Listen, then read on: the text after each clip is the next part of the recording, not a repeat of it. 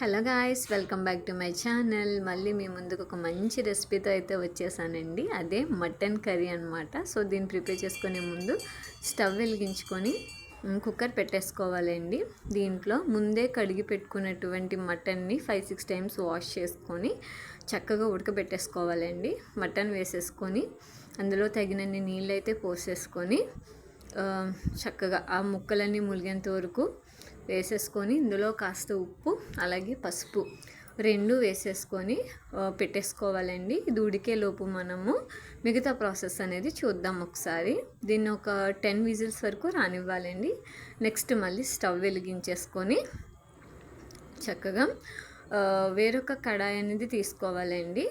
వేరొక కడాయి అనేది పెట్టేసుకొని, ఇది మనకి నాన్ వెజ్ కర్రీ కాబట్టి ఆయిల్ అనేది కాస్త ఎక్కువే పడుతుంది.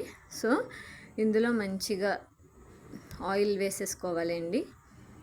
ఇది 2 మినిట్స్ కాస్త మరగాలి.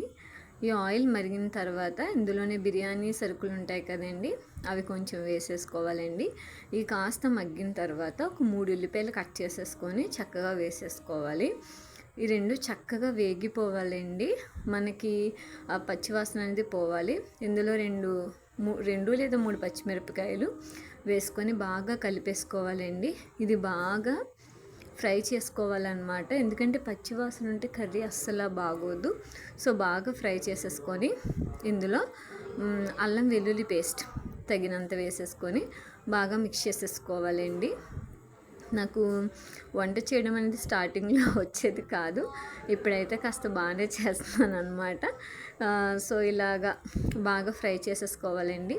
ఇందులో ఫ్రై చేసేసుకొని చక్కగా ముందే మనం విజిల్స్ వేయించుకున్నాం కదండి, ఆ మటన్ కూడా ఇందులో వేసేసుకోవాలి. చక్కగా వేసేసుకోవాలండి. వేసేసుకొని బాగా కలిపేసుకోవాలి. ఇది ఎంత బాగా కలుపుకుంటే మనకి కర్రీ అనేది అంత బాగుంటుందన్నమాట. చక్కగా ఇవన్నీ కూడా కలిపేసుకొని ఇందులో మనము కాస్త ఉప్పు, తర్వాత రుచికి సరిపడా కారం వేసుకోవాలండి.